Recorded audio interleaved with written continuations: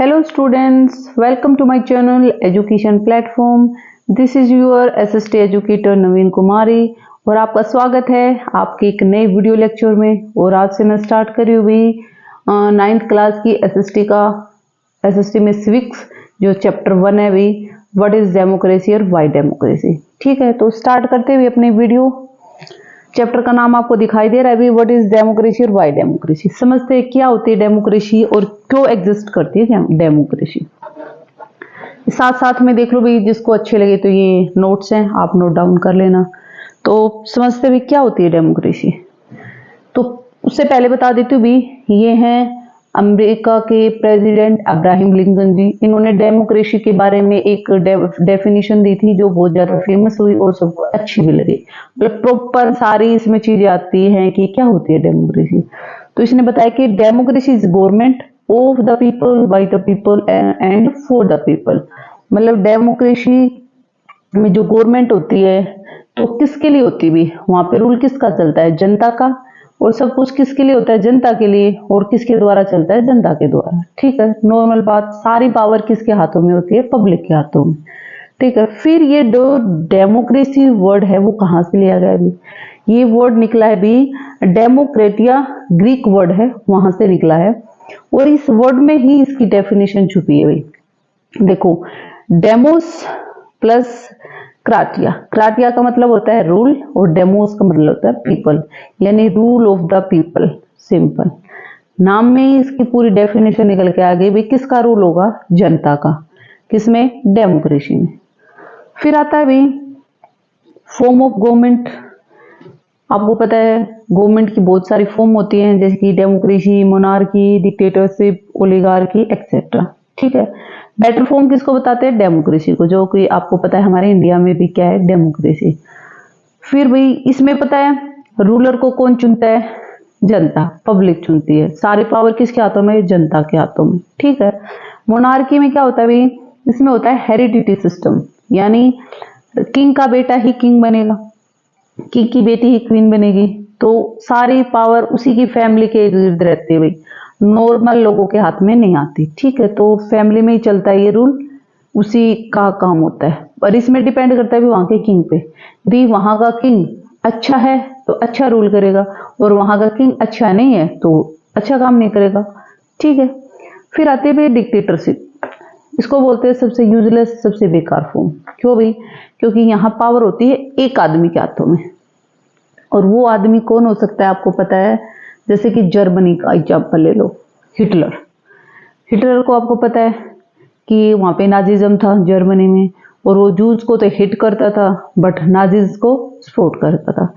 Hit के चक्कर में उन्हें सारे जूस को मरवा दिया भाई, और जो कुछ बचे वो कंट्री छोड़ के बाहर अदर कंट्री में चले गए।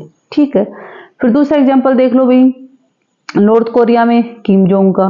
किम जोंग क्या करता है भाई, हर चीज को बैन कर रहा है वहां पे लगभग। ना तो वहां पे फ्रीडम है किसी भी चीज की, राइट टू स्पीच, कुछ भी। वहां पे इलेक्शन, कहता है मैं डेमोक्रेटिक कंट्री हूं, पर ऐसा कुछ भी नहीं भी वहां। ना तो कोई भी बच्चा यदि वो एजुकेशन बाहर लेना चाहे तो अदर कंट्री में नहीं जा सकता भाई, क्योंकि उसे पता है यदि वो बाहर जाएगा तो उसको बाहर की इंफॉर्मेशन पता चलेगी, और पता चलेगी कि अदर्स कंट्री जैसे इंडिया, यूएसए में क्या है, डेमोक्रेसी और सब वहां पे क्या है, फ्री है भाई। ठीक है, तो वो वहां पे बाहर नहीं जाने देता एजुकेशन के लिए। दूसरा, वो मीडिया वगैरह पे बैन रखता है कि बाहर की अदर कंट्री की इंफॉर्मेशन नॉर्थ कोरिया में नहीं आएगी, और नॉर्थ कोरिया की कंट्री की इंफॉर्मेशन बाहर नहीं जाएगी। ठीक है, तो हर चीज पे बैन करता है भी, चाहे वो कपड़े हों, उन पे ब्रांड कपड़े हों, या फैशन पुलिस भी रखता है, हर चीज पे बैन रखता है कि ये नहीं पहनोगे, ये नहीं खाओगे, ये नहीं करोगे, हर चीज पे। ठीक है, उनको रिलीजियंस का भी नहीं है कि भी प्रॉपर वो गॉड की पूजा कर सके। ठीक है, पूजा भी किसकी करेंगे भी, उसके पापा और दादाजी की फोटो लगा के। तो ये है भी नॉर्थ कोरिया का एग्जाम्पल। तो समझ गए वहां पे क्या होगा, सिंगल पर्सन क्या करेगा, रूल करेगा। फिर आता है ओलिगार्की भी। ओलिगार्की में क्या आता है, फ्यू लोग शासन करते हैं, रूल करते हैं। 4-5 भी हो सकते हैं और 10-15 भी हो सकते हैं, तो वो रूल करेंगे उसमें। ठीक है, तो ये है आपकी गवर्नमेंट की फॉर्म। फिर आता है भी डेमोक्रेसी का इंट्रोडक्शन। ये तो अब्राहम लिंकन जी ने दी थी, ये है सिंपल डेफिनेशन। यदि आपको पूछे कि क्या होती है डेमोक्रेसी, तो democracy is a form of government in which the ruler are elected by the people. ठीक है, सिंपल बात, जो वहां का रूलर होता है वो किसके द्वारा इलेक्ट होता है भी, वहां की जनता के द्वारा। ठीक है, ये काम है तो वही क्या है, डेमोक्रेसी है। फिर आते भी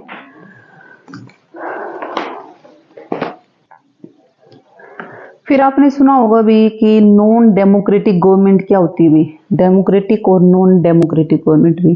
जो डेमोक्रेसी को छोड़ के जो बच गई ना, जैसे मोनार्की, डिक्टेटरशिप, ओलिगार्की, वो किस फॉर्म में आएंगी भी, नॉन डेमोक्रेटिक गवर्नमेंट में आएंगी। ठीक है, डेमोक्रेसी डेमोक्रेटिक में आएगी। तो सिंपल बात है।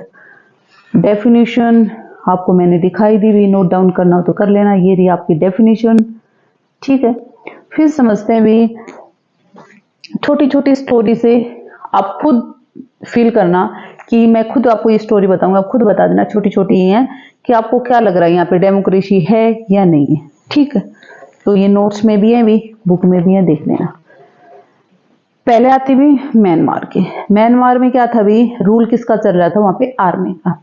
ठीक है, तो आर्मी का रूल था, तो आपको पता है आर्मी ही इलेक्शंस तो होते थे, पर किसका इलेक्ट करते थे, वो आर्मी का चलते थे, उन्हीं के हाथों में पावर थी। वो एक सिर्फ फॉर्मेलिटी थी कि इलेक्शन करवा रहे थे। ठीक है, तो आपको पता चल गया यहाँ पे कोई डेमोक्रेसी की कोई एग्जिस्ट ही नहीं दिखाई दे रही। यहाँ पे किसका है, यहाँ पे किसका रूल चल रहा है, आर्मी का।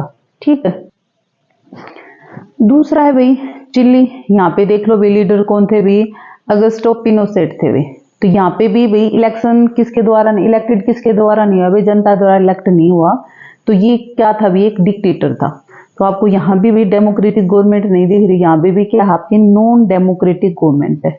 ठीक है, म्यांमार में भी क्या था, आर्मी रूल था, यहाँ पे भी नॉन डेमोक्रेटिक गवर्नमेंट थी। सेम चिली में भी, यहाँ पे भी नॉन डेमोक्रेटिक गवर्नमेंट है। क्यों, यहाँ क्योंकि यहाँ पे जो रूलर है पिनोसेट, वो किससे इलेक्टेड, वो जनता से इलेक्टेड हुआ ही नहीं, खुद से हुआ है, वो एक डिक्टेटर है। तो यहाँ पे भी नॉन डेमोक्रेटिक गवर्नमेंट है। फिर आओ भी सऊदी अरबिया। यहाँ पे क्या होता है भी, यहाँ पे चलता है मोनार्की सिस्टम, यानी राजा का बेटा ही राजा बनेगा, किंग का बेटा ही किंग बनेगा, या फिर क्वीन बन सकती है। मतलब सारी पावर किसके हाथों में होती है, वही फैमिली के, रॉयल फैमिली में जन्म हुआ वही क्या बनेगा, किंग बनेगा। तो ये भी आपकी नॉन डेमोक्रेटिक गवर्नमेंट है भाई। यहाँ पे भी कोई जनता का कोई रोल नहीं कि भाई यहाँ पे जनता रूलर को इलेक्ट कर रही है। ठीक है, ये 3 एग्जाम्पल है भाई किसके, कि डेमोक्रेटिक और नॉन डेमोक्रेटिक गवर्नमेंट के। फिर आता है भाई नेक्स्ट आपका फीचर्स ऑफ डेमोक्रेसी भी, क्या क्या फीचर्स होते हैं डेमोक्रेसी के। ठीक है, तो आपको पता है कि फीचर्स, पहले फीचर्स का मतलब समझो, जिसको बोलते हैं विशेषताएं। तो ये डेमोक्रेसी की क्या क्या विशेषताएं होती हैं, क्या अब तक हम अब तक हम ये समझते आ रहे थे कि जनता इलेक्ट करेगी जिस रूलर को, तो वहां पे डेमोक्रेसी है। तो एक वर्ड से हम नहीं कर सकते ना, तो हम बहुत सारे फीचर्स जितने पढ़ते जाएंगे ना, तो डेमोक्रेसी बिल्कुल क्लियर होती जाएगी। ठीक है, और फीचर्स का वही मतलब है, जैसे कि मेरे फीचर्स पूछो कि नवीन मैम के क्या क्या फीचर्स हैं, तो आप बताओगे नवीन मैम अच्छा पढ़ाती है, नवीन मैम की एसएसटी पे अच्छी कमांड है, नवीन मैम प्रॉपर बच्चों को अच्छे से हैंडल कर लेती है, हर किसी का डाउट क्लियर करती है। तो ये क्या है, मेरे फीचर है ना। तो सेम ही डेमोक्रेसी के फीचर्स होते हैं। ठीक है, पढ़ते हैं भाई क्या है डेमोक्रेसी के फीचर। ये आप नोट्स भाई देख लेना, आपको अच्छे लगे तो नोट डाउन कर लेना। ठीक है, तो आता भी ये है स्टोरी भी। इस पहले फर्स्ट फीचर को समझने से पहले एक छोटी सी स्टोरी सुनाऊंगी, फिर हमें पता चलेगा कि इसका फीचर क्या है। ठीक है, डेमोक्रेसी का। तो ये है भी अक्टूबर 99 की बात है, पाकिस्तान की बात है भी। उस टाइम पे गवर्नमेंट किसकी चल रही थी भी, नवाज शरीफ की गवर्नमेंट चल रही थी। ठीक है, उस टाइम पे गवर्नमेंट में कौन थे, नवाज शरीफ। उस टाइम पे क्या हुआ, फिर वहां पे परवेज मुशर्रफ थे, जो उसके हाथों में जो आर्मी के लीडर थे, उन्होंने क्या किया भाई, यहाँ की गवर्नमेंट पे क्या किया, अटैक किया, कू किया, वहां पे कू किया और उसको थ्रो आउट कर दिया गद्दी पे। और कौन बैठ गया उसकी जगह पे, परवेज मुशर्रफ। ठीक है, तो आप यहाँ पे कोई जनता का रोल लग रहा है आपको कि भी यहाँ पे जनता ने इलेक्ट किया किसको, परवेज मुशर्रफ को? नहीं, खुद इसने अपनी पावर का गलत यूज करके वहां की गवर्नमेंट को गिरा दिया और खुद कहाँ बैठ गया भाई, वहां की गद्दी पे। ठीक है, फिर उसने क्या किया भाई, उसने डिक्लेयर कर दिया अपने आप को कि चीफ एग्जीक्यूटिव भी, मैं इस कंट्री का, पाकिस्तान का क्या बन गया हूँ, चीफ एग्जीक्यूटिव। ठीक है, अपने आप ही अनाउंस कर दिया, जनता का इसमें कोई रोल नहीं। ठीक है, फिर क्या हुआ, इसने अपना लेटर ही चेंज ही डेजिग्नेशन टू प्रेसिडेंट भी। फिर उसके थोड़े दिनों बाद इसने क्या कह दिया, अपने आप का जो ये होता है डेजिग्नेशन, यानी अपना जो पद होता है उसको क्या कर दिया, चेंज कर दिया। अब तक क्या था, ये चीफ एग्जीक्यूटिव, उसने अपने आप को चेंज करके क्या कर दिया, प्रेसिडेंट घोषित कर दिया। अब मैं तुम्हारा क्या बन गया, पाकिस्तान कंट्री का प्रेसिडेंट बन गया। ठीक है, फिर ठीक है, फिर आगे इसने क्या किया देखो, फिर 2002 में इसने क्या किया जी, एक होता है रेफरेंडम, एक पॉलिटिकल क्वेश्चन होता है। ठीक है, पब्लिक से पूछते हैं भाई आपको ये अगले 5 साल के लिए आपको प्रेसिडेंट चाहिए या नहीं चाहिए, ऐसा कुछ क्वेश्चन होता है, पूछते हैं पब्लिक से। फिर इसने क्या किया, अपने आप को 5 साल के लिए, 5 ईयर्स के लिए एक्सटेंशन कर दिया कि मैं अगले 5 साल तक भी पाकिस्तान कंट्री का क्या रहूंगा भाई, प्रेसिडेंट रहूंगा। ठीक है, अपने आप ही, जनता को पूछ ही नहीं रही, फॉर्मेलिटी के लिए कुछ उन्होंने इलेक्शंस वगैरह करे थे, फॉर्मेलिटी के लिए सिर्फ ये रेफरेंडम क्वेश्चन पूछा था कि तुम्हें मैं अगले 5 साल के लिए चाहिए या नहीं चाहिए। ठीक है, फिर आता है भाई अगस्त 2002, फिर इसने क्या किया भी, एक लीगल फ्रेमवर्क होता है वो ऑर्डर निकाला। उसमें क्या होता है, कॉन्स्टिट्यूशन में चेंज होता है, जिसको बोलते हैं कॉन्स्टिट्यूशन में अमेंडमेंट करना। तो इसने आते ही 2002 में फिर क्या कर दिया, उसमें कॉन्स्टिट्यूशन में चेंज कर दिया। क्या चेंज किया देखो भी,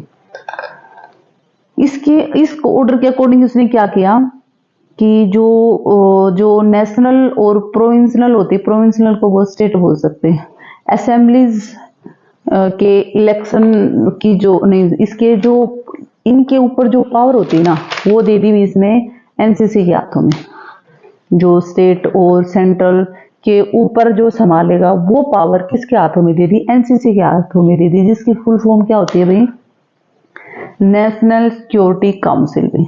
ठीक है, और इसमें एनसीसी में उसने कौन भर्ती कर दी भाई, जो उसके फेवरेट, आर्मी के जो फेवरेट थे, जिन पे वो बिलीव करता था, वो इसमें उन्होंने क्या कर दी भी, इसमें उसमें ऐड कर दी कि इसमें इसके मेंबर बना दिए, किसने भी, परवेज मुशर्रफ ने। ठीक है, फिर क्या होता भाई, फॉर्मेलिटी के लिए वो इलेक्शन कराता। ठीक है, नेशनल और प्रोविंशियल यानी स्टेट असेंबली में। फिर जो गवर्नमेंट चुन के आती, तो वो पावर किसके हाथ में दे दी थी कि जो गवर्नमेंट चुन के आएगी उसको फाइनल कौन करेगा, एनसीसी। और एनसीसी का लीडर कौन था, परवेज मुशर्रफ। तो ये जो वहाँ के रिप्रेजेंटेटिव चुन के आते थे उनको रिजेक्ट कर देता था, और पावर फिर गवर्नमेंट किसके हाथों में रहती थी, कौन बना रहता था भी, परवेज मुशर्रफ, पावर उसी के हाथों में थी। और इस टाइप में ही वहाँ पे क्या पाकिस्तान में रूल चलता रहा अभी। परवेज मुशर्रफ वहाँ पे मतलब बिना जनता के इलेक्ट किए वहाँ पे क्या कर रहा, रूल करता रहा। तो आप खुद बताओ, आप क्या कंक्लूजन निकल आओगे, यहाँ पे मिलिट्री रूल चल रहा था या पब्लिक के डेमोक्रेसी वाला रूल चल रहा था? आप खुद बताओ, मिलिट्री रूल चल रहा था। तो यहाँ पे कोई जनता की आपको एग्जिस्ट लगी कि भी जनता का कुछ रोल लगा इसमें? नहीं भी, जनता को तो पूछे नहीं, फॉर्मेलिटी के लिए इलेक्शन हो रहे थे। सारी पावर किसको दे दी थी, एनसीसी को, और एनसीसी में आर्मी के ही बंदे थे, और उसका लीडर कौन था, परवेज मुशर्रफ। तो देख लो भी, ये है पाकिस्तान की कंडीशन। तो फर्स्ट फीचर क्या निकल के आया भी, किसी भी डेमोक्रेसी में फर्स्ट फीचर क्या होना चाहिए, in a democracy the final decision making power must rest with those elected by the people. ठीक है, डेमोक्रेसी कंट्री में क्या होता है, फाइनल जो डिसीजन मेकिंग किसके हाथों में होनी चाहिए, वो होनी चाहिए वो पब्लिक के हाथों में। ठीक है, ऐसा था क्या यहाँ पे पाकिस्तान में? नहीं था। ठीक है, फिर आता है सेकंड फीचर, बुक में भी देखो भाई,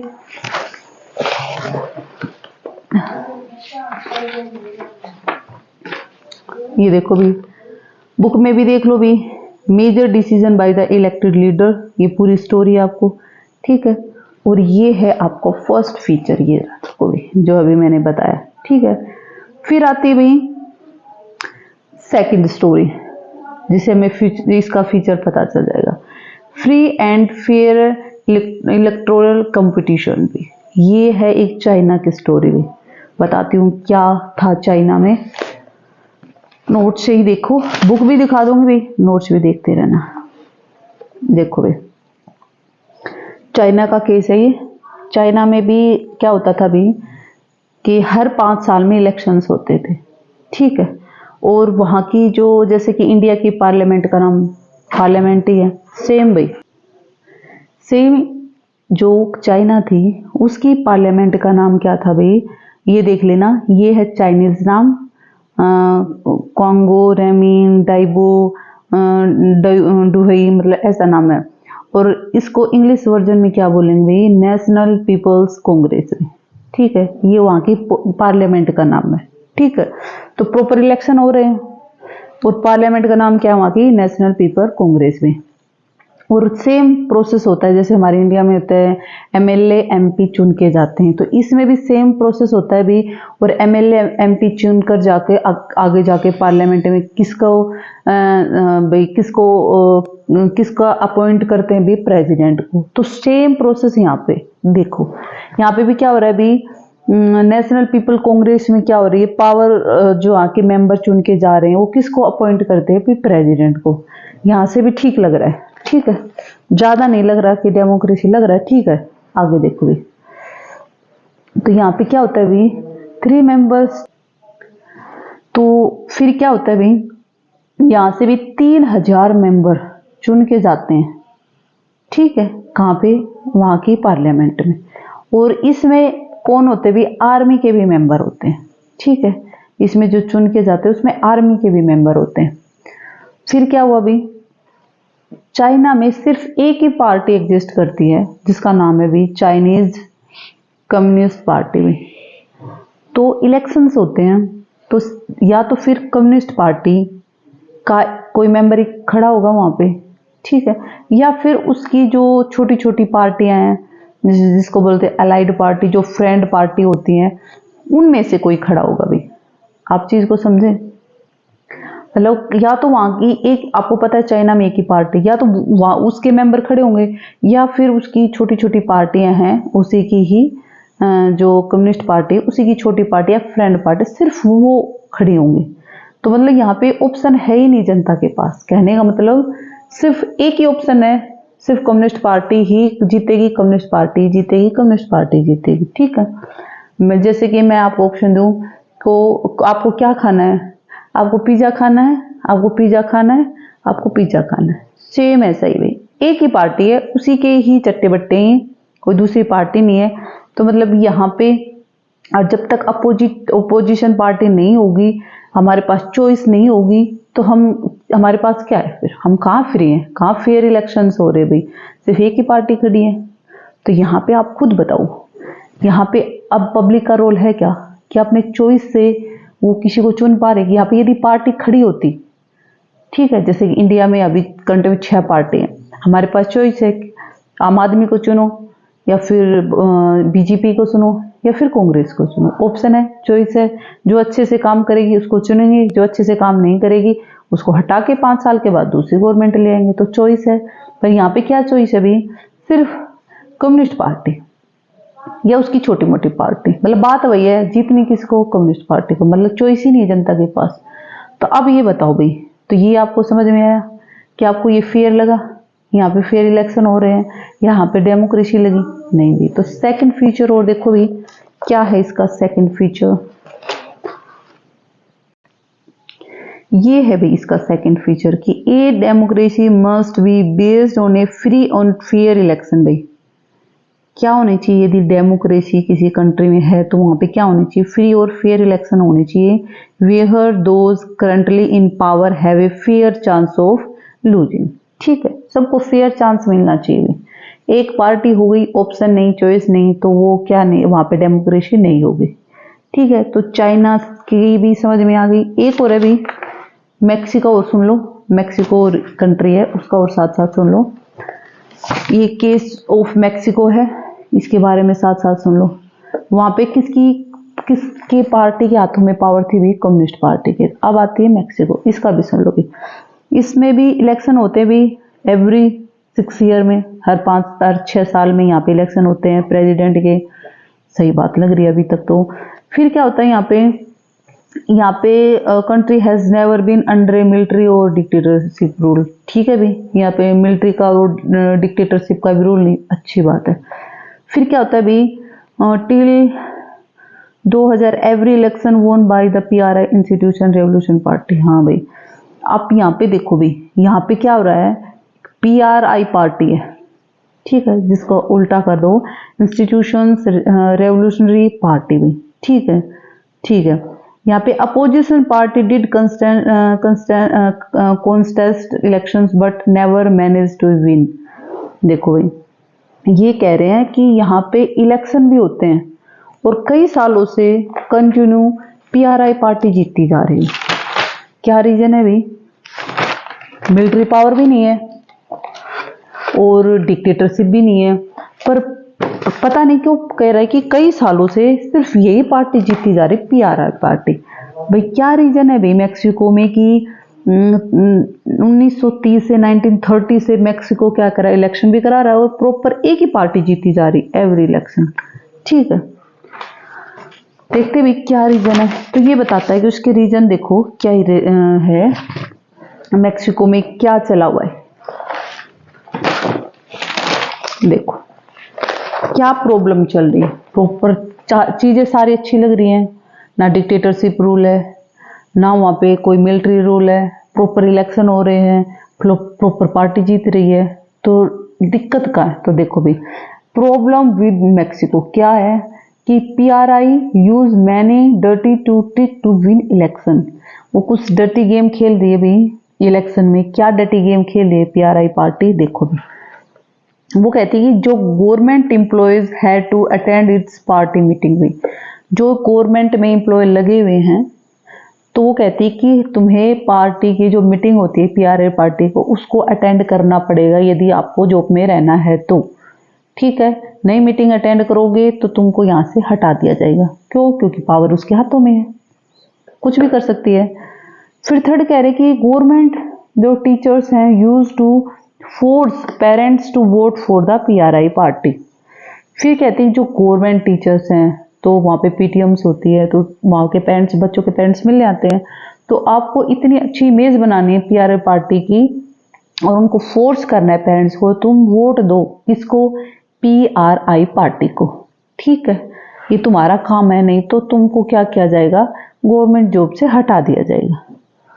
ठीक। फिर कहता है कि ये ट्रिक अपना रखी है भाई PRI पार्टी ने कि कैसे प्रॉपर इलेक्शन भी करा रहा है, प्रॉपर जीत रहा है, पर वो किससे? वो कुछ डर्टी गेम के द्वारा।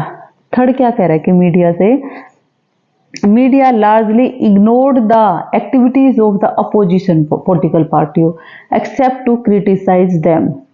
मीडिया से कह रहा है कि जो अपोजिशन पार्टी है, जो अच्छे काम करती है, तो उनको तो इग्नोर कर दो।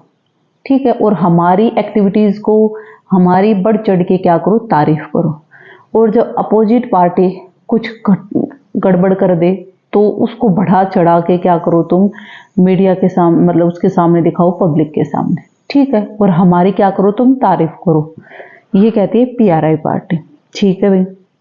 फिर क्या कहती है कि sometime the polling votes are shifted from one place to another in the last minute which made it difficult for people to cast their votes with। ये कह रही है जब इलेक्शन होते हैं तो अपने बंदों को तो ये बता देती है कि मैं पोलिंग बूथ को शिफ्ट कर रहे हैं उस जगह पे, प्रॉपर एड्रेस दे देती है, तो वो तो पहुंच जाते हैं वहाँ पे।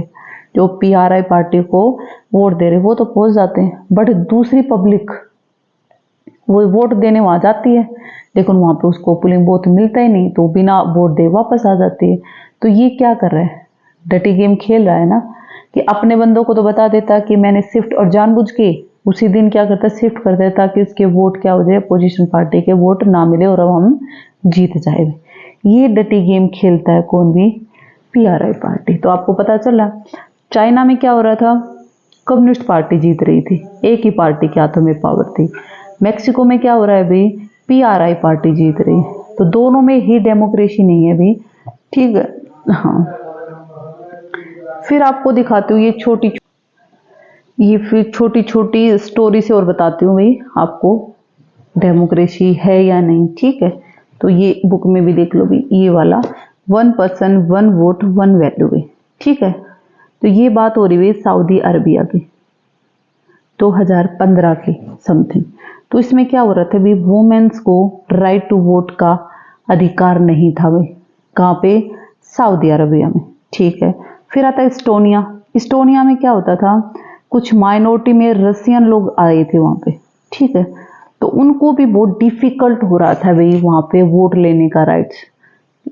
आपको पता है वहाँ ये इस्टोनिया के लोगों को तो प्रॉपर वहाँ को राइट टू वोट मिल रहा था, बट दूसरे कंट्री से जो रसियन आए थे माइनॉरिटी में, उनको भी बहुत मुश्किलों से क्या मिल रहा था, राइट टू वोट का राइट्स मिल रहा था, ठीक है। बहुत डिफिकल्टी सहनी पड़ी इनको, ठीक है। थर्ड आता है फिजी में। इसमें क्या हुआ कि हम पे जब राज करे थे ब्रिटिश, तो कुछ इंडियंस को उन्होंने क्या कर दिया था, बाहर निकाल दिया था, या ऐसे कुछ कर दिया था कि फिजी में जाके पढ़ाई करो, ऐसे कुछ उनको क्या कर दिया था, थोड़ा सा माइंड वॉश कर दिया था। और कई लोग यहाँ से इंडिया से निकल के कहाँ चले गए थे, फिजी में चले गए थे। और उस टाइम को आपको पता है कि ब्रिटिश श्रीलंका, बांग्लादेश, आसपास के देश भी उसके अंडर में ही थे, ठीक है। तो जो फिजी में इंडियंस लोग गए थे ना, तो उनको क्या नहीं मिला था भी, उनको भी राइट टू वोट का राइट्स मिला। तो सिर्फ फिजियंस को मिला था, लेकिन इंडिया वाले लोग वहां पे गए थे, उनको ये नहीं मिला था।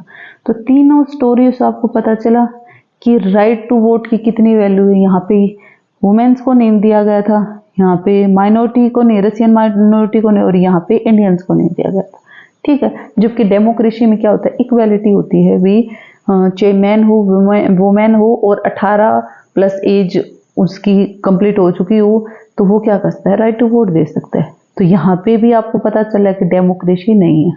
तो ये भी देखो, इसका feature, last feature, fourth feature, last नहीं फोर्थ फीचर डेमोक्रेसी का, in democracy etch adult citizen must have 1 vote and each vote must have 1 value, ठीक है। जो सिटीजन यदि अडल्ट हो जाए, 18 प्लस एज उसकी हो जाए, तो उसको क्या होना चाहिए भी, राइट टू वोट देने का अधिकार होना चाहिए, ठीक है। तो आज का इतना ही है भी, नेक्स्ट सेकंड पार्ट लेके आऊंगी, उसमें फिर सेकंड पार्ट स्टार्ट करेंगे, ठीक है। और आपको कोई डाउट हो तो कमेंट बॉक्स में लिखना भाई। और यदि मेरी क्लास आपको अच्छी लगे तो लाइक शेयर सब्सक्राइब करना, ठीक है। और आप कमेंट बॉक्स में लिखा करो भी, डाउट लिखा करो, नेक्स्ट चैप्टर का नाम लिखा करो, कौन सी एसएसटी में बुक पढ़ानी है वो लिखा करो, ठीक है। उसके अकॉर्डिंग फिर मैं आगे देखूंगी भी। तो चलो भाई, ओके बाय, थैंक यू।